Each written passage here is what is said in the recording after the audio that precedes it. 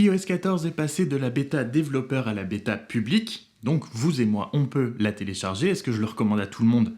Pas du tout. Est-ce que moi je l'ai fait ? Vous me connaissez évidemment, oui je l'ai fait, j'ai donc iOS 14 sur mon iPhone. On va pouvoir y jeter un premier coup d'œil, c'est parti.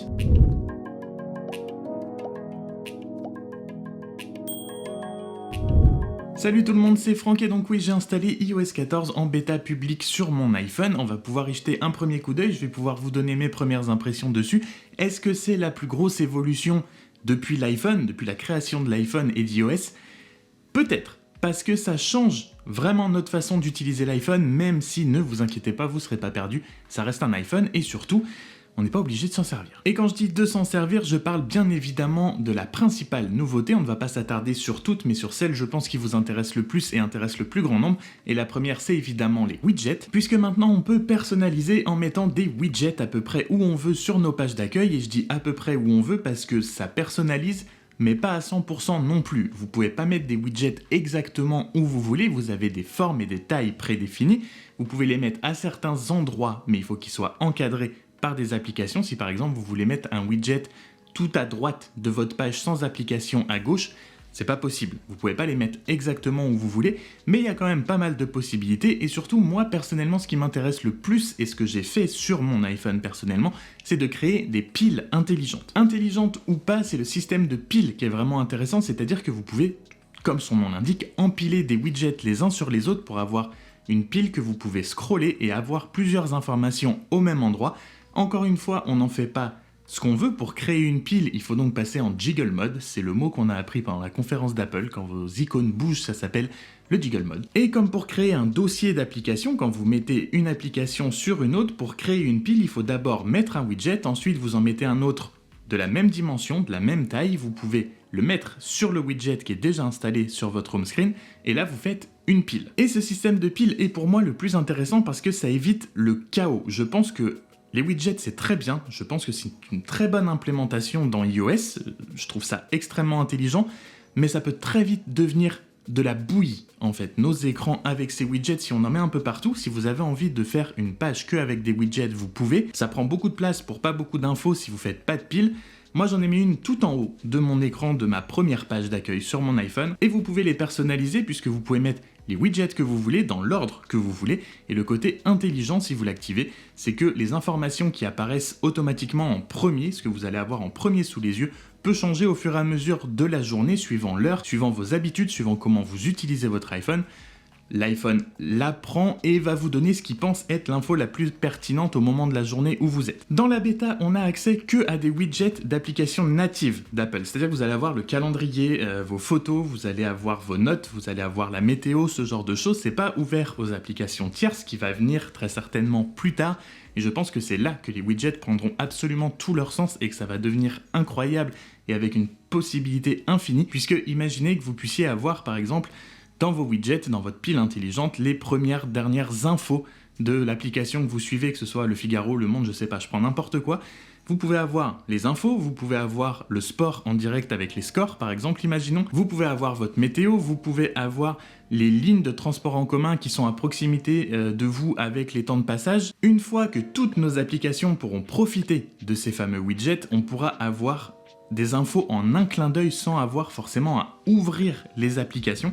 Et justement, les applications qu'on ouvrira très peu, voire celles qu'on ouvre quasiment jamais, mais qui prennent de la place sur des pages, on peut maintenant les enlever. Et on peut les enlever grâce à la librairie d'applications. C'est quelque chose qu'on n'avait jamais vu sur iOS, qui est tout nouveau et qui est absolument génial, puisque ça vous permet d'avoir quelque chose de beaucoup plus clean et de beaucoup plus épuré sur votre iPhone. Fini les nombres de pages avec des applications à l'appel dont vous vous servez très peu mais que vous gardez parce que peut-être qu'une fois de temps en temps vous avez envie de les avoir sous la main. Quand vous swipez tout à droite, maintenant vous pourrez avoir votre librairie d'applications. Si vous décidez d'enlever vos pages qui ne vous servent à rien, vous aurez toutes vos applications là-dedans triées intelligemment, ce qui a l'air d'être vraiment plutôt bien fait. Toutes mes applications sont rangées dans des dossiers sélectionné par l'iPhone, on va dire, c'est l'iPhone qui range vos applications et c'est plutôt pas mal fait, c'est plutôt pas mal regroupé. Ce qui me permet, dans mon cas par exemple, de passer de 4 pages à 2 pages.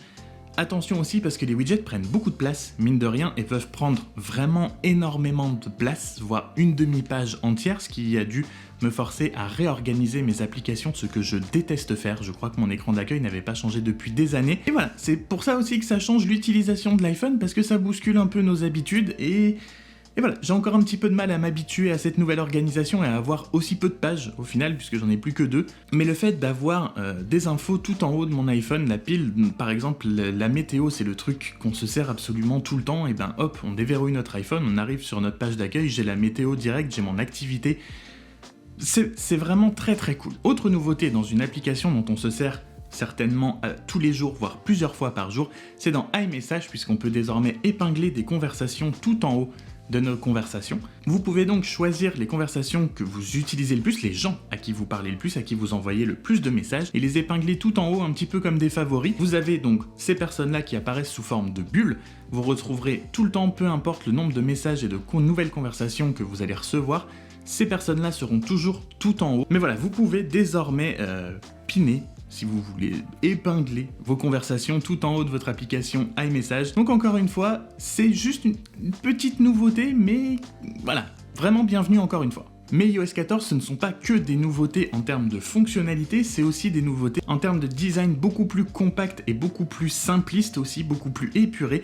Et on retrouve ça notamment avec par exemple Siri qui, quand vous invoquiez Siri avant, vous prenez toute la page entière, interrompait absolument tout ce que vous faisiez sur le moment. Maintenant Siri, c'est juste un petit rond tout en bas de votre iPhone. Quand il vous donne des réponses, ça apparaît juste sous petite forme de petites notifications en haut de votre écran que vous pouvez tapoter si vous voulez étendre et voir plus d'informations sur ce que vous lui avez demandé.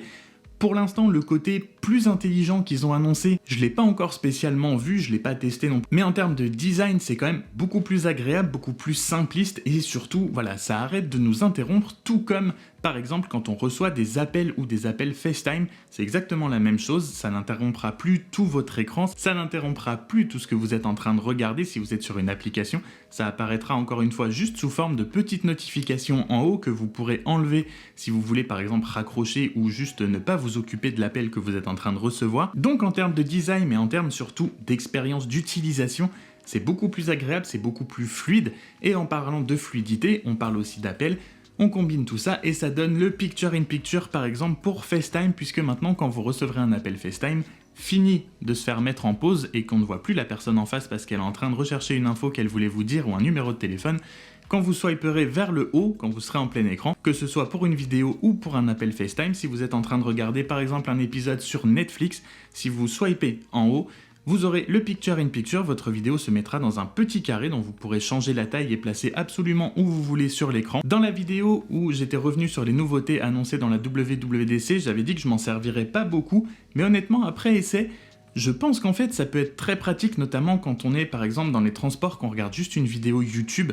Je vais y revenir, vous inquiétez pas. Si vous regardez un clip sur YouTube ou que vous regardez quelqu'un qui fait une review par exemple sur iOS 14, que vous n'avez pas spécialement besoin de visuel en plein écran, et ben vous pourrez scroller Twitter en même temps que votre vidéo continuera de se jouer ou que votre épisode que vous regardez sur Netflix, Amazon Prime, Disney+, ou que sais-je encore, continue aussi de se dérouler. Et je reviens sur YouTube puisque pour le moment, je pense que c'est juste une question de temps, ça va être implémenté, mais vous pouvez pas pour le moment regarder une vidéo en Picture-in-Picture depuis l'application YouTube.